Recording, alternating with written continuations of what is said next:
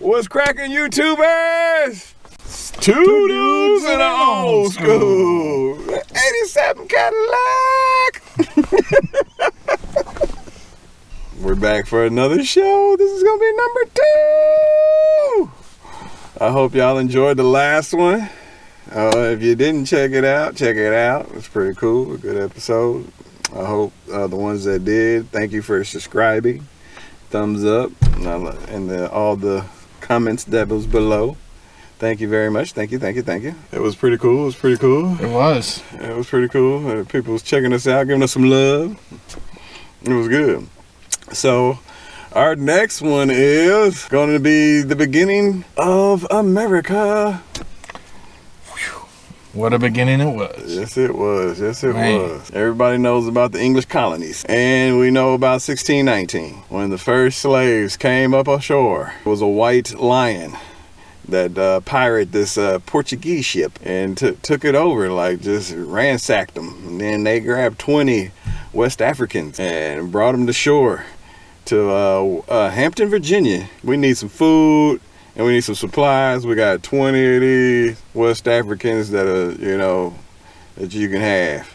Yeah, that's kind of messed up. But yes, they traded it in for food. 20 got traded, but they got Christian names and they got to be servants instead of slaves, if I believe. I might be wrong. It could have still been slaves, but I thought they turned servants. Servitude, that's what it was. Yeah, servitude it was. 1621. There's this dude named Antonio Johnson. I would be obliged you looked him up. They changed his name to Anthony Johnson. But I'm gonna call him Antonio. So Antonio, 1621, when he came over from West Africa by slavery from the Portuguese, tobacco farmer bought him in Virginia, and he gave him a contract as a servant. He went from slave to a servant to where he had a little contract where he can work so much and then he can be free. The next year, he hit the ground running. They was just starting, you know what I mean? They was just getting started. Everybody was just getting started there, settling in Virginia. And that's 1621, right? So the next year, it's like, hey, cool, I might could be free after I work this off. The next year, the Native Americans came in and wiped them out on Good Friday in 1622. Like, killed 52 people out of 57. And guess who survived? Antonio. This dude's life was a roller coaster right now. So he survived that. The next year, he meets a woman named Mary, gets married. This is now 1623. 1635, he got his freedom. All right, he's a free man now. He worked off his stuff. He beat the plague. He beat the natives. This guy's got to be lucky. He's fighting a good fight. He's fighting a good fight because he hit the ground running when the settlers hit, 1635, yeah. He got his first little calf, right? Bought his first little calf, started being a little farmer. Time when he reached to 1651, he done had 4 servants, and he had 250 acres of tobacco farming. Now that is a big accomplishment. So now, as you getting it, there's no, you can work your stuff off, and there ain't no slavery going on right now. Yep. And he's just, he's doing his thing. Everybody's living equally, and like I said, he even had 4 servants. And I think he ended up having 1 more. He ended up having 5 in all. But 4 of them, you're going to be shocked. You're going to be shocked. 4 of them was European. 4 of them was European. Yes. West African. A West African had 4 Europeans. He owned 4 Europeans as servants. They had contracts, though, to work off just like he did. You work it off and then you be free, So that's why I said, you need to look it up. But he had to move to Maryland after stuff started changing a little bit.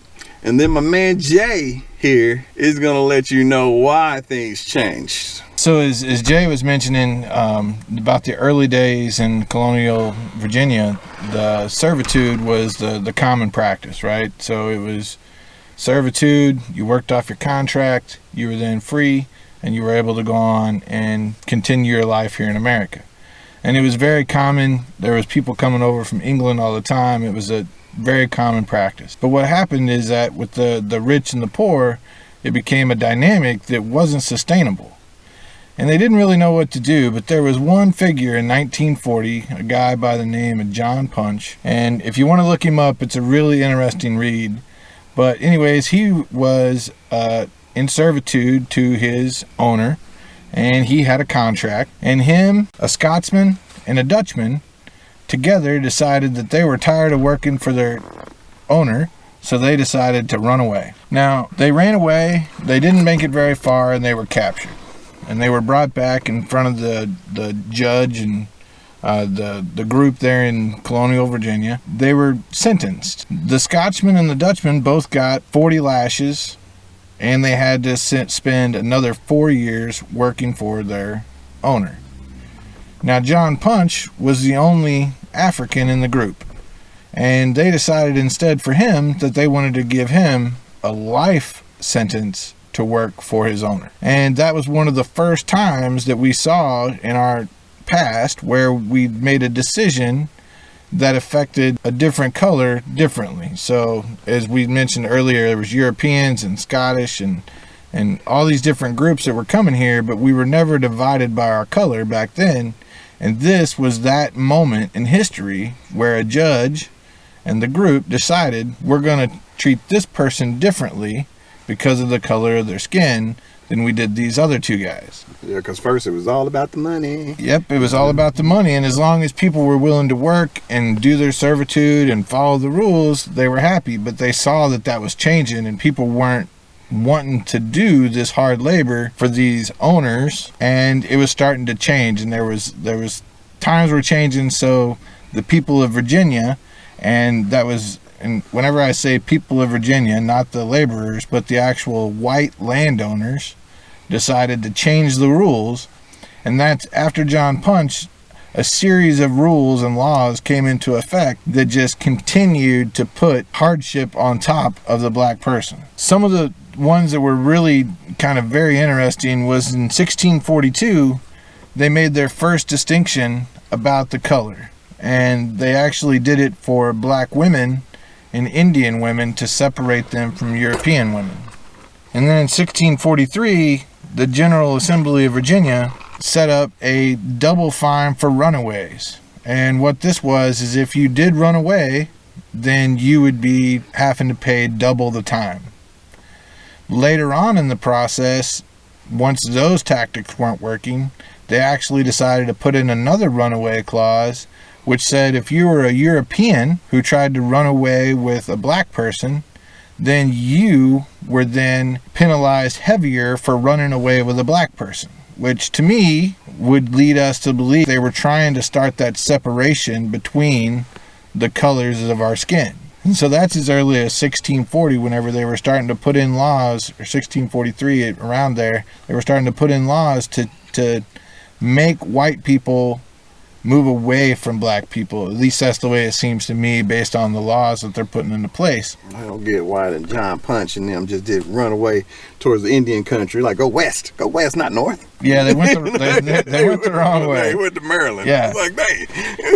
and what's really interesting is you just continue to go on from the 1640s and the John Punch incident. There continues to be more and more rules that are placed to make it harder and harder if you're a black person in America. Until the point where they just called it what they were trying to get, and they just separated then completely whites, and they called that all Europeans were now in the bucket of white, and then all Africans were in the bucket of black, and then they made the rules to where it was just totally unfair. And because they needed the labor, they decided to put the black person into the role of the indentured laborer for life. And because they could control them more. Yep. And, they put in laws about who could have sex with who and all kinds of crazy stuff. Because they got lifers. Because John Punch was the first one that got life. Yep.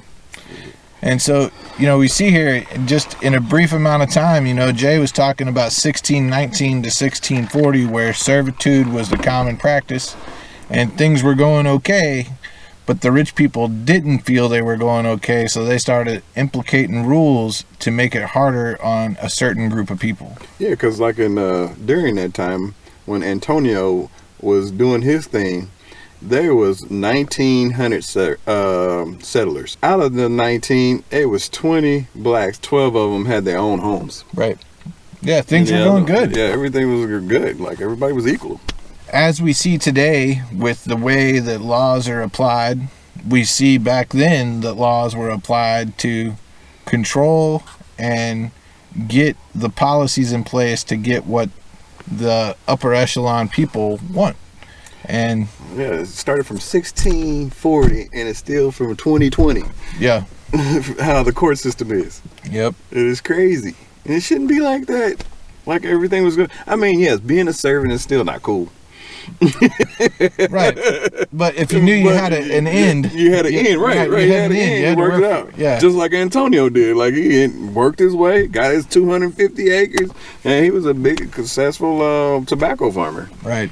So it was crazy, man. Like Anthony Johnson, like I said, y'all need to look him up. He's an interesting guy. Out of the 3 guys, why did he had to pick the West African to get life? Yep. And now we know why, right? They were trying to control the people, and they knew that if they let it continue to be the rich versus the poor, they would never be able to maintain that, because the poor would eventually uprise and go against the rich. So the rich had to figure out a way to get control. Yeah, it's been like that to almost every country, though. Yep. The rich trying to override the poor. Well, it's like what we learned about even back in the Roman days. The rich want to get richer and the poor get poorer, Yeah. It's always been an idea that people wanted cheap labor, right? I mean, we've known that's been something that's been back in the Roman days and in every civilization that's been around. To today, right? Even, Yep. People want cheap labor. Right. They shop around just to see who's, your roof getting fixed for labor. Right. Your car for labor. Another interesting date was in 1662. They actually made the rule about if you're a child of an enslaved mother, then you are now a slave for life. That happened in 1662. And let's jack that. We're talking about before America was truly founded. These rules were just terrible atrocities against a group of people, and nobody ever changed it. And it's just unreal that we actually had landowners back then that were okay with putting these kind of rules in place. One of the things is we've been doing this research, we just keep finding more and more really screwed up things that have happened that don't make sense. Like nobody would ever today, I don't believe, would ever think that this is something we would try. All it was the rich and the poor. That's all it was. I mean, you had money, you was good. You was poor, you had to work to get your freedom. Yep. If you wanted to come into the new world. Which brings another piece, right? Which is that idea that, they, in some of the early contracts, they said that they would actually give people land after they finished their servitude to their owner. Yeah. But we also read in the same research that that ended because they didn't have enough land to give to everybody, right? Yeah, because they was worried about that too. Yeah, and people was finishing their sentence quicker too. Right, and then they didn't have the Indian country ran over yet, so they couldn't just go take over different areas. So it's really interesting. That's why I wasn't mad at the Indians for attacking. Yeah.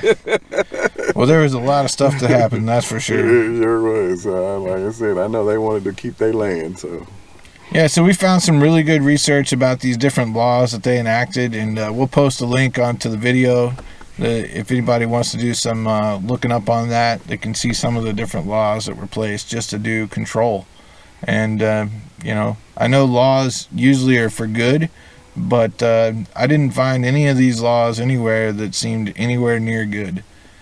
They all were just terrible things to do to people to create this idea of control and to have the cheap labor. That was the main thing right there. Yep, they wanted cheap labor. I mean, that's how we got so great as a country, because those 400 years of getting that profit with no not paying labor.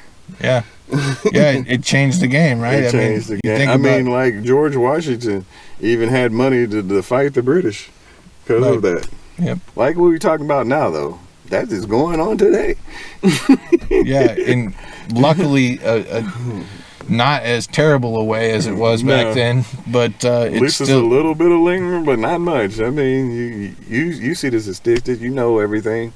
See the difference in the prison, so you know what's going on. So it's hard, and they made it hard back then too. I mean, they started off making it hard. So appreciate y'all watching us, though.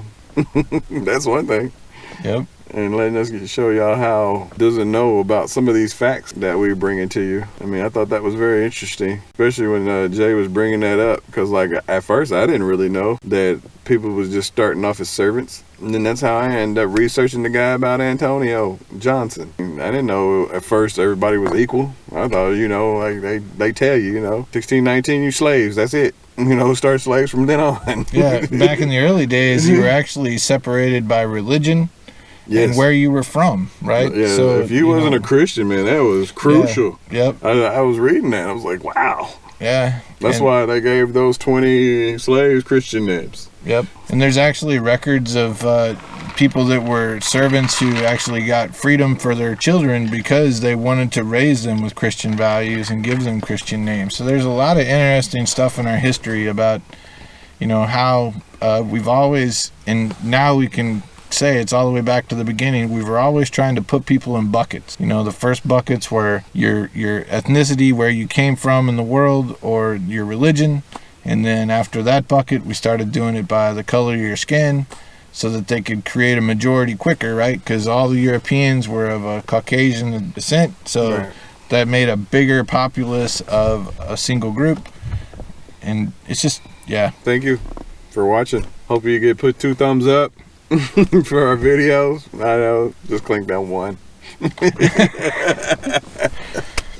But yes, hope you liked it. Subscribe. Hopefully you'll let us our channel grow more. We enjoy doing this for you, because like I said, we don't want to be put in buckets. Nope. We just want to be equal. You know, where everybody's get the same bills. You know what I mean? Everybody's got to work hard. Nobody different.